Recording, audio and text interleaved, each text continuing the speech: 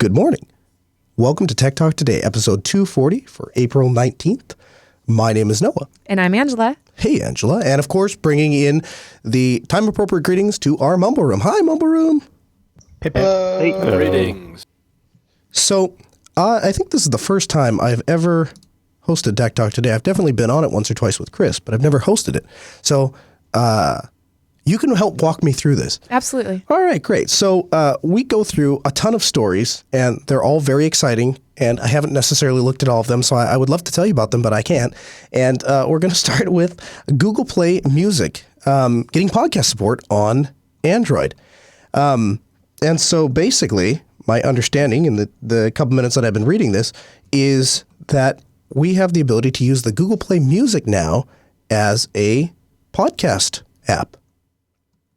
Interesting. As opposed, have you used Google Play otherwise? What is it normally? I have used Google Play. Is it browser? Well, typically Google Play is an app that you would upload all of your music to your Google Drive, and then you can play all those music on the Google Play Google Play Music app.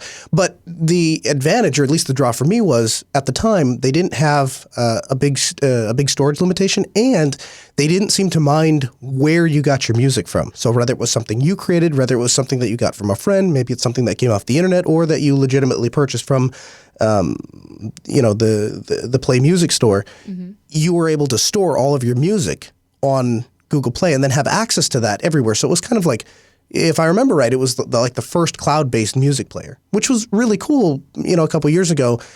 Now we have things like Spotify, and my music becomes everyone's music, and so, I haven't used it in a couple years. But I am a big podcast listener. I don't know, when you commute, do you listen to podcasts?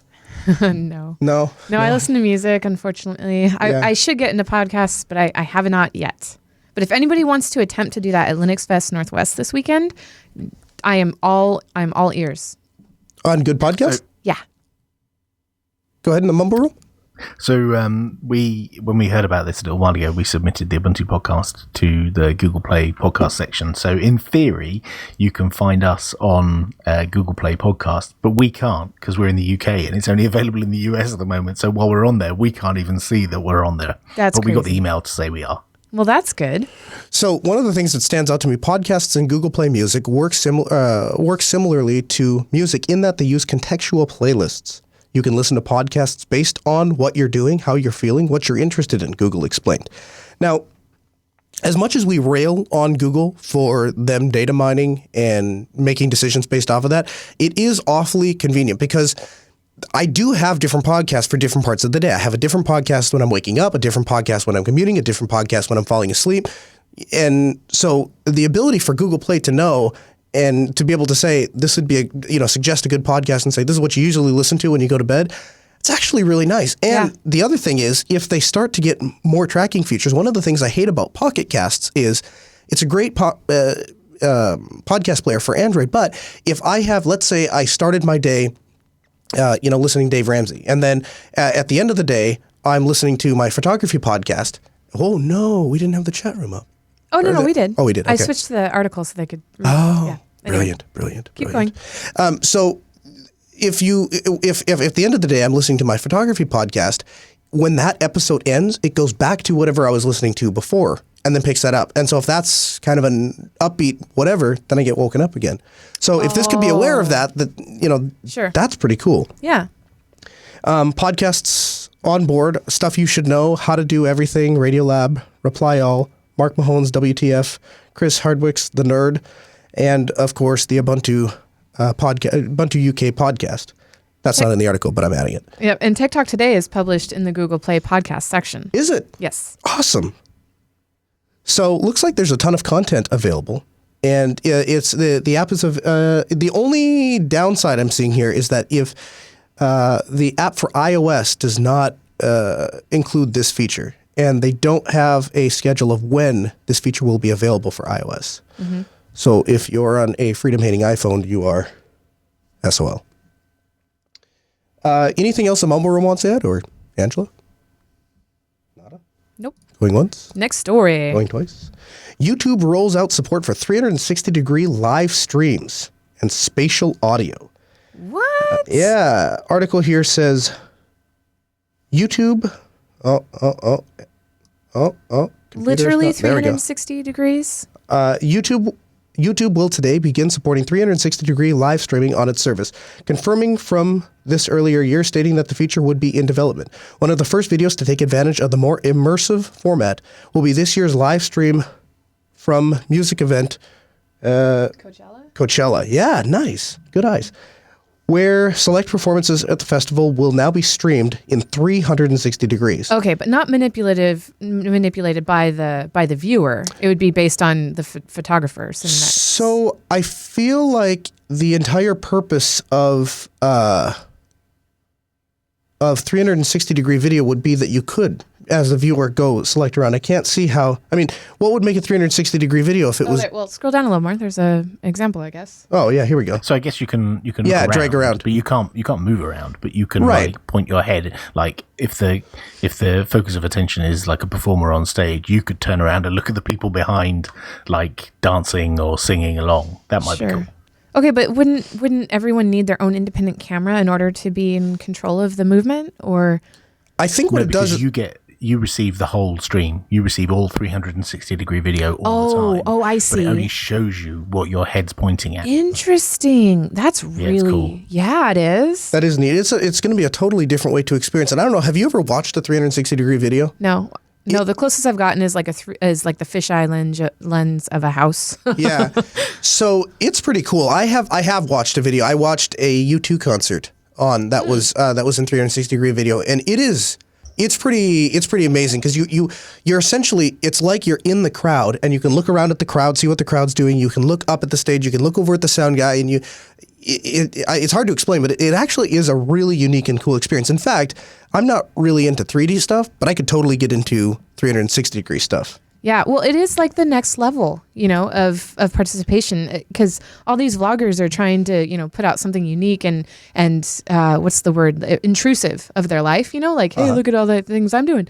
That is like the next level. Yeah. I didn't see that as a possibility, but pretty cool. YouTube additionally announced today the support of 1440 60 frames per second resolution for live streams on its service. Live streams at 1440p have 70% more pixels than the standard HD resolution of 1080p.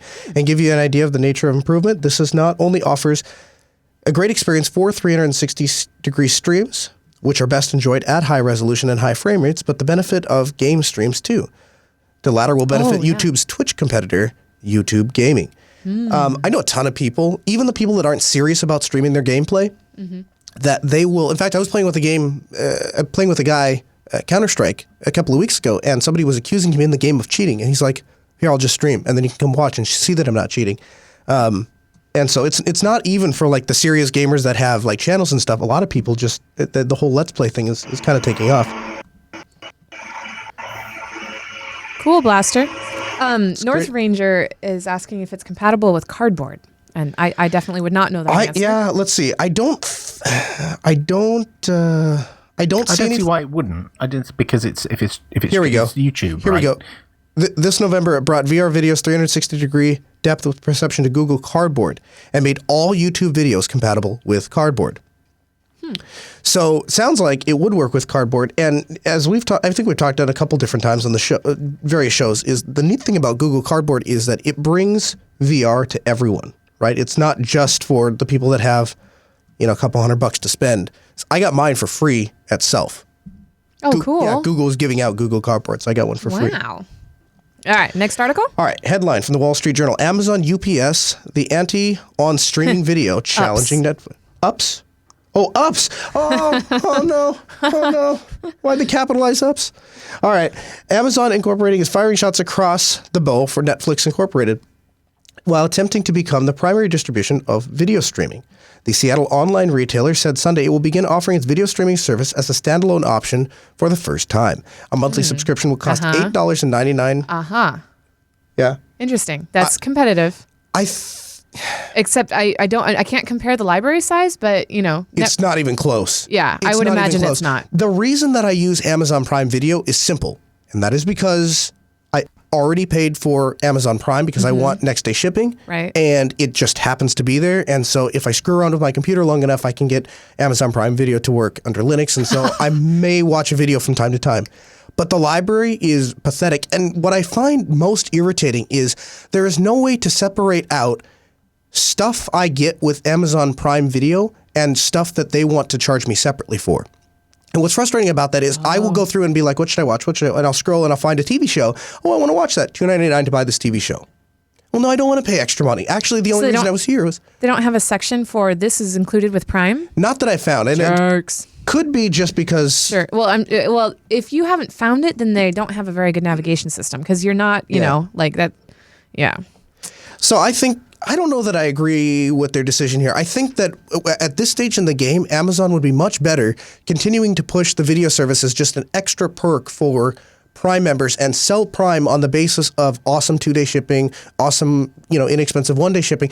For companies like Altispeed, we don't even bother stocking things anymore. There's a lot of, equipment that just because we can Prime it next day and it would take that long to schedule a service call anyway, they become our storehouse. However, I think they're targeting an audience that doesn't necessarily have that $80.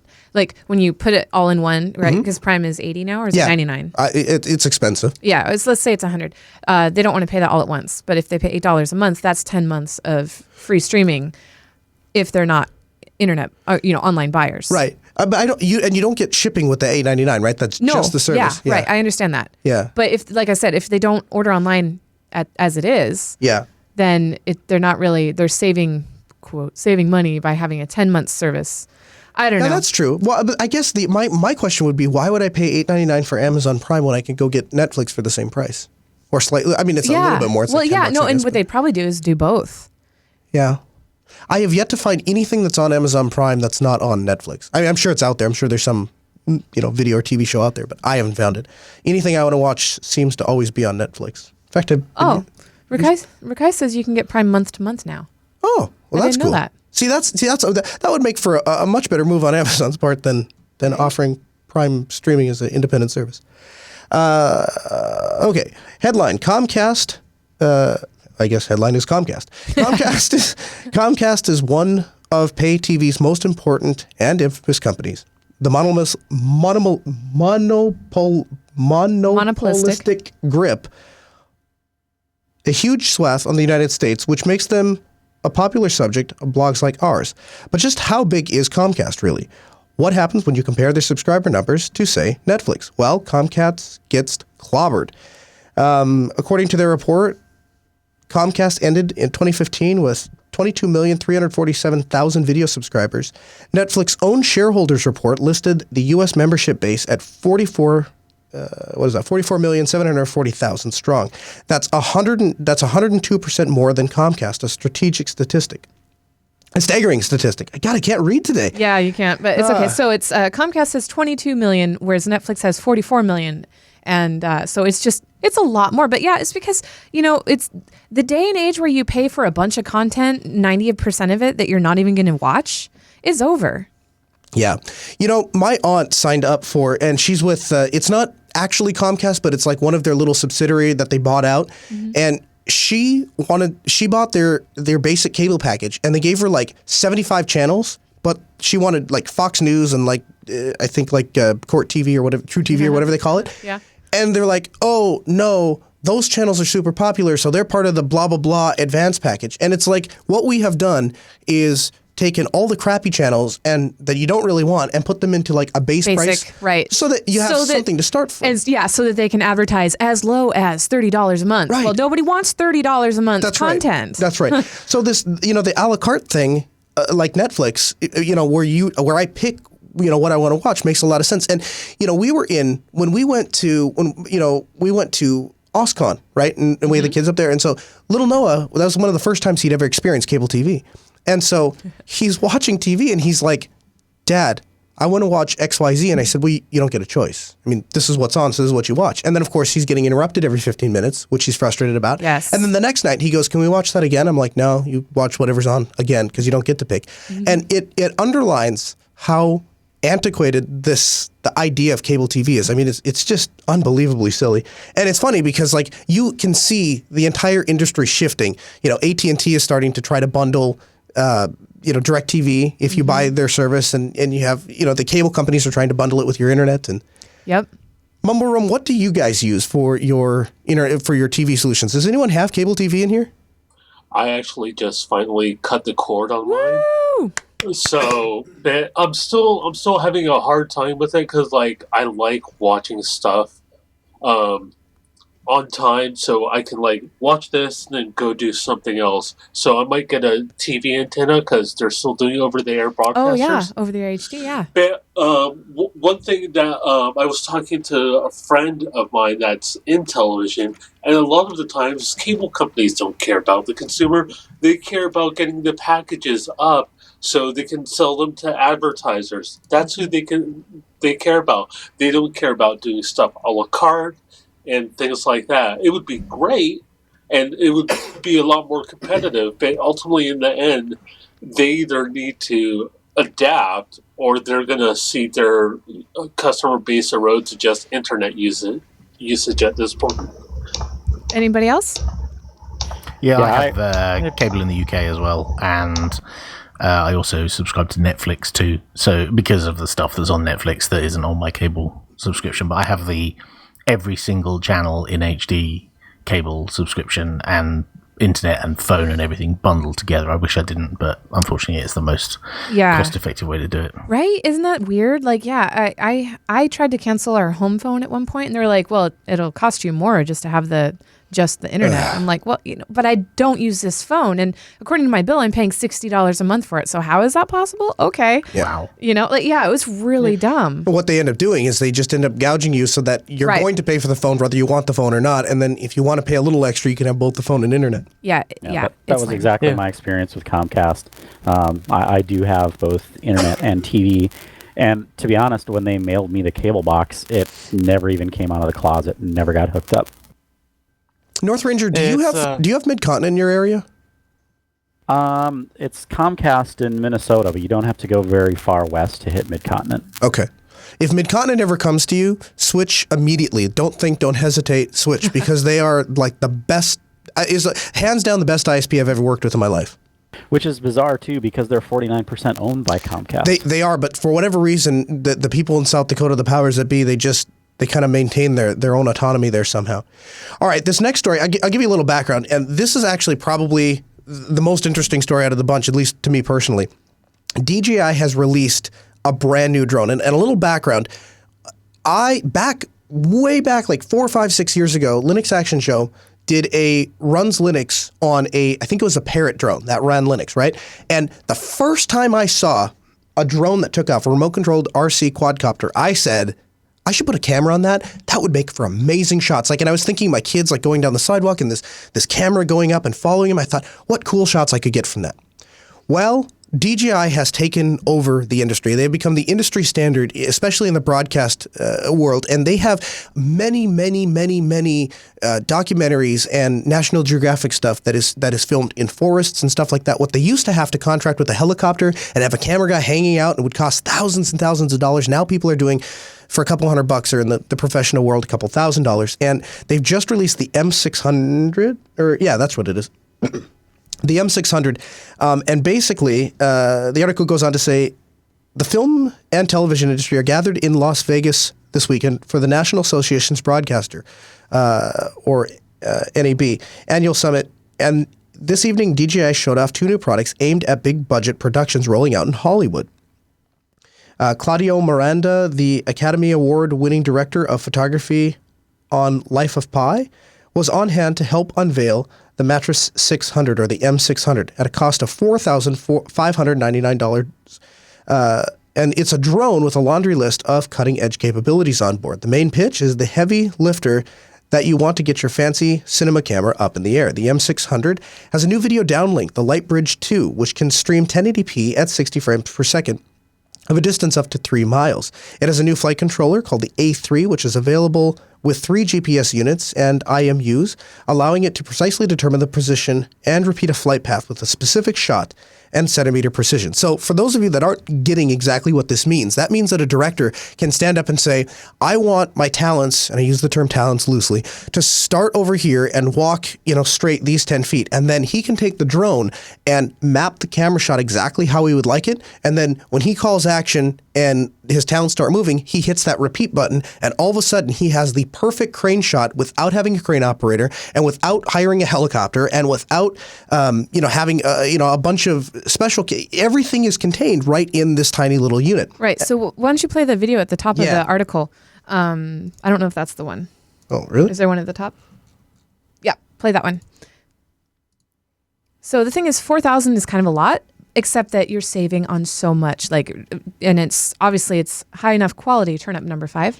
I never want to feel restricted. I want the camera to be mine to move anywhere. Whether that's on the ground or in the air, what matters is getting the shot. Using the DJI M600, I have the freedom to move a professional cinema camera anywhere. The DJI M600 is a completely integrated heavy lifter aerial system for filmmakers. It includes everything needed to go from assembly to flying. We designed the M600 to combine seamlessly with the Ronin MX, our first openly compatible aerial gimbal. The gimbal can also rotate 360 degrees continuously, so it never needs to be reset. So, and one of the things, if you're not picking up in the video, that camera that they have mounted there, one of the first ones, was the Red. And if you're not familiar with what the Red is, it was one of the very first digital video cameras that was put into production for filmmakers. And for the first time, filmmakers had access to a very high quality camera at a reasonable price that used PL mount lenses. And so you could use your existing existing lenses that you had that weren't specifically for like a $70,000 and $80,000 and $90,000 camera. And so it opened up, and now it's kind of become the industry standard. A lot of people are using the Red camera. And so to have a drone that you can now use on it is absolutely incredible. Well, and it has 6 batteries, whereas current consumer ones only have 1. Yeah, so they have my understanding is, I don't know about any previous broadcast versions. I'm not familiar with them, but I am intimately familiar with the ordinary DJI Phantom and the DJI Phantom Professional. Mm-hmm. And Mumble Room sounded like somebody was going to key up. No, I was just going to say it's funny that this is becoming more the use of these kind of video production techniques are becoming quite common and really mainstream. Like the British TV, the mainstream BBC News, when they go and cover a story about a flood. I know you've recently had some in Texas over there. Mm-hmm. That when they have a flood, you often see the newsreaders standing at the end of a flooded street, and the only view you get is straight down the street. You just see flat water and like the roof of the car sticking up. Right. Whereas now you tend to see them do a flyby shot of the area, an aerial view, and it gives you a much better idea of like the damage or the coverage of water and that kind of stuff, and it just makes it a lot more immersive, even just for like news, not even for like a decent like Hollywood film. Just for news, it makes it more interesting. That's really interesting because a couple of years ago, 2 years ago, March, we had the Oso landslide. Yeah, and it would have been great if they had drones that had cameras and bright lights to search, because there were people calling for help in the middle of the night. Mm-hmm. But it was too dark and it was too wet and unpredictable to go out there and find them, and they weren't found. I mean, they were eventually found, but not alive, unfortunately. Yeah, the utilitarian use is phenomenal. It's just my creative brain just kind of skips right over that. But well, because I think of all the cool shots I could get with it, but it's super cool. Search and rescue, though, would be a really good use for it. It would. And by the way, if you were thinking of that drone flying overhead, you'd just take it out if it's looking at your daughter sunbathing, which I think happened. No, you can't do that. Turns out the FAA confirms it's actually a federal crime to shoot down a drone. Wow. A federal crime. The Federal Aviation Administration, commonly known as the FAA, is a busy organization, one that oversees everything from air traffic control systems to pilot certifications. You'd think that one would leave it enough on its hands. It would have enough on its hands, but the current vogue for civilian drones keeps pulling new responsibilities onto the belaggard administration. Last year, the FAA established a drone registry for pilots of unmanned aircraft. Now it's unequivocally confirming that it is a federal crime to shoot down a drone, as John Gogella reports in Forbes. Interesting. I guess Gogella explains that the FAA offered this ruling in response to questions on the topic, citing 18 U.S. Code 32, which makes it a felony to damage or destroy an aircraft. This is bad news if you are planning to invest in Drone Defender, a goofy-looking gun promised to disrupt intrusive drones by bombarding them with radio waves that disrupt their remote control and GPS units. Not even just like you can't do that either. Well, you can't cause damage to it. If you can find a way to bring it down without damaging it, then you'd probably be in the clear. Huh. We are entering a really interesting time because now we are faced with having to decide between privacy. Where does your privacy begin? Do you have a reasonable expectation to have privacy when you're outside in your own backyard or in your own front yard and you put up a fence to get some privacy? I will tell you that anyone that says that they have been spied on by a drone and didn't know it was up there, I'm not exactly buying it. They're pretty loud.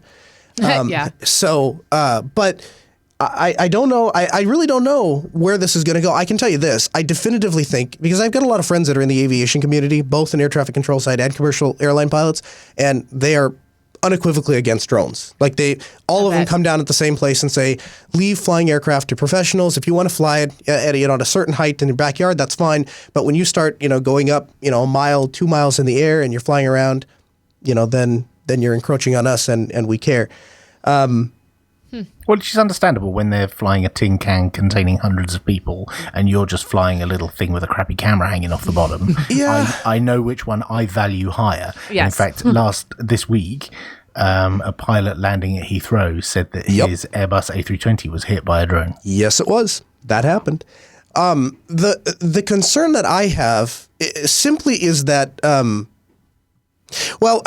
bottom line is I guess it doesn't really matter what I think. The FAA is going to continue to push more and more restrictions, I think, as drones continue to get more and more powerful. And I have seen firsthand that you can actually fly a drone on the screen itself. Like, you don't even have to see the stupid thing anymore, and you can fly it, all the way around. They are truly becoming powerful. One thing that I really like is when Angela sends me presents in the mail. And so we had moved into our house, and all of our stuff had gotten packed inside of a storage unit that we were storing stuff in. And I got into the house, and I didn't have any beer glasses. I didn't have any coolers. I had nothing. And all of a sudden, like a day later, a beer koozie shows up at my front door. And you can get a beer koozie and random other gifts throughout the year if you were to support not only Tech Talk Today, but the entire network. And you can do that at patreon.com/today.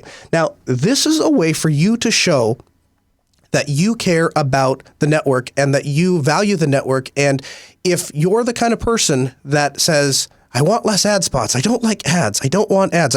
You guys are selling out to the advertisers because all he talks about is how many GSM TIN cards he has and how many droplets he has on DigitalOcean.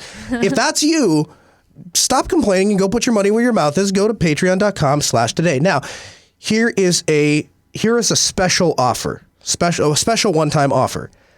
If I'm making this up on the fly. I don't have a special offer. Yeah, I'm like, what is this? The current Patreon is at $5.62. So if that's how many people are patrons right now. So if we can get to $5.70 before we'll say. So 8 more people. 8 more people. We can get 8 people to sign up before Linux Fest, we'll say.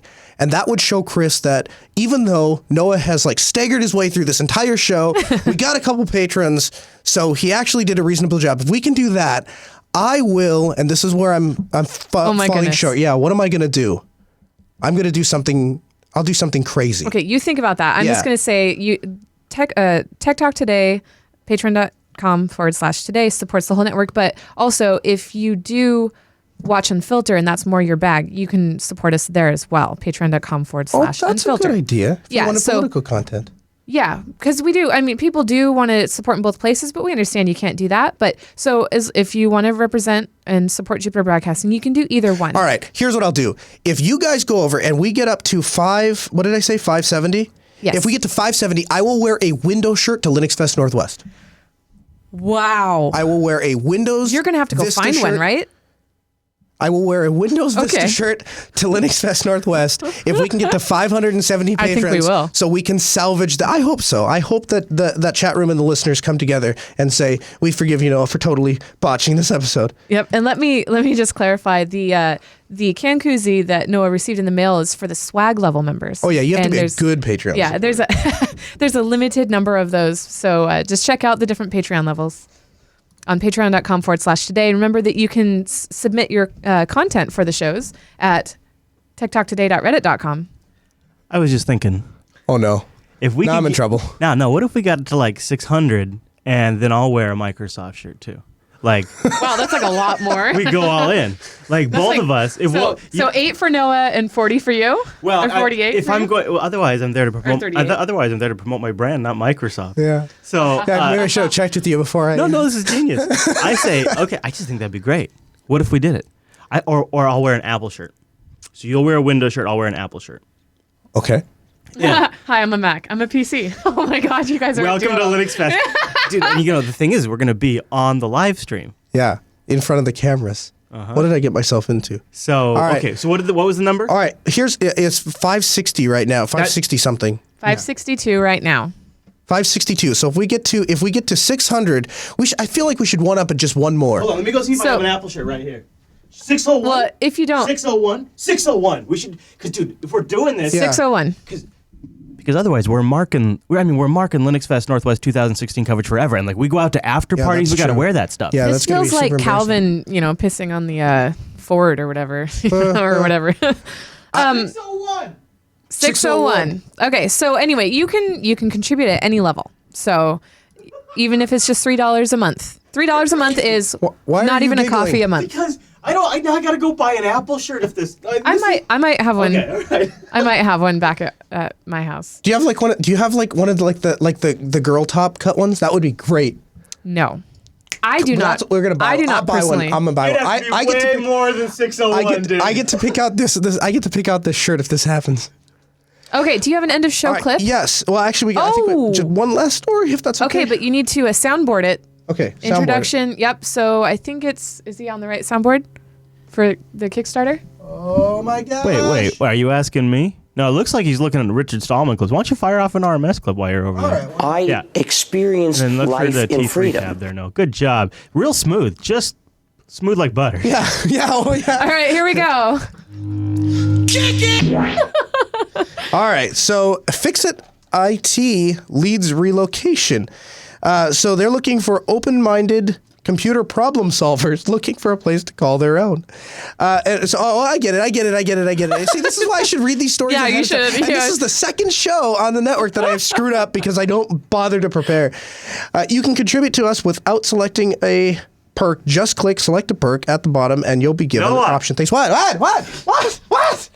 Now what I do? You should, first of all, Noah, slow down and look at that still. What do you notice in that still there? Well, look at Noah, scroll up, and look at the still, Noah, right there. Yeah, it's a guy sitting in front of a computer. What's on the screen? Looks like your face. Why don't you play the video and turn up number 5 over there? Turn up number 5. Jeez. Turn it up.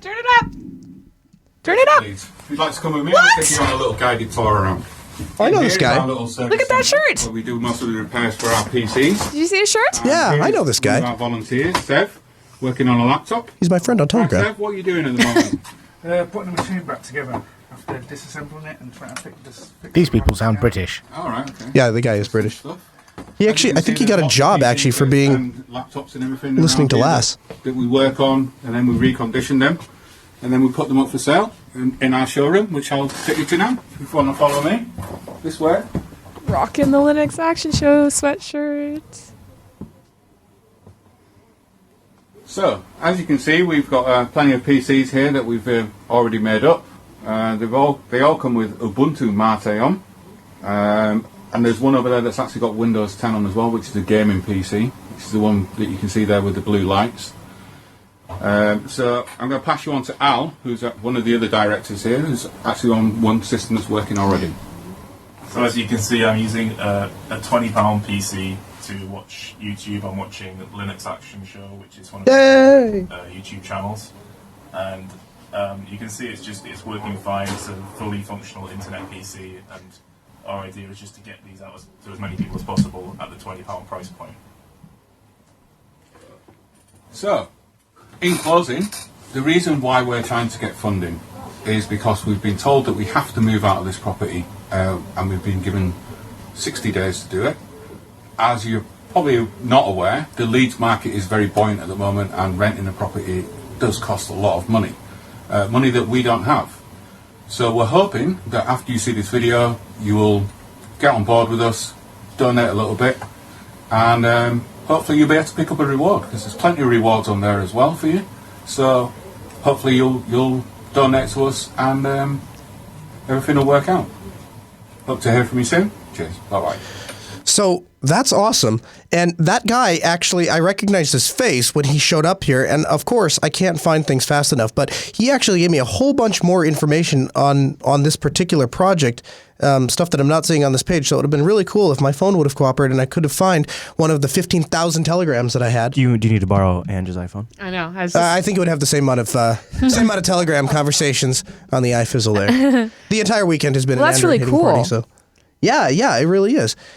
So let's hope that if you have some extra cash, that you would, especially British pounds, apparently. Yeah. So if you didn't catch the drift of that, or if you tuned out for whatever reason because of the thick accents, no, just kidding. They're being asked to move out of their space where they repair and fix up computers, and in the particular geographical area that they're in, it's really expensive to rent, and so they're just hoping for a little bit of money to invest in a new rental space so they continue to do what they like to do. Awesome. That is absolutely awesome. All right. And then we just click the end of show. And then. Yes. and then. I can't find the telegram. Yeah. Maybe I'll update later. But yeah, check the show notes for a link to this if you want to support it. And we might throw in some extra stuff if Noah ever finds the telegram message. All right. And Noah's probably going to join us for a bit of Linux Unplugged today, so you could probably update. Yeah. During Linux Unplugged. So if you want to be cool, then come to Linux Unplugged and see how I screw that show up. Hey, so also, we were thinking next week it might be a Noah and Chris episode. What do you think of that, Ange? How do you feel about that for next Tuesday? For TikTok? Yeah, that'd be fine. So Noah's still being here next Tuesday. So join us at jblive.tv for that, jupiterbroadcasting.com/calendar. Hey, Ange, I know you and I used to watch the show, mostly just because you always wanted to watch it. Oh, man. This was what couples watched before YouTube was a thing. Noah, did you ever? Okay, this is the end of show clip. Noah, you take it. Take it out. Yeah, back when we had cable. Yeah. We've got laughs from coast to coast to make you smile. A real light look at each of you to capture all that style. You're the red, white, and blue. The wondrous things you do.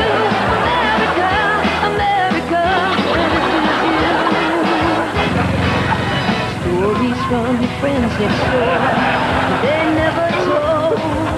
You might be a star tonight, so let that camera roll. You're the red, white, and blue. Oh, the wondrous things you do. America, America, this is you. Tonight on America's Funniest Home Videos, a celebrity guest, Santa, and now the host of our show, Bob Saget.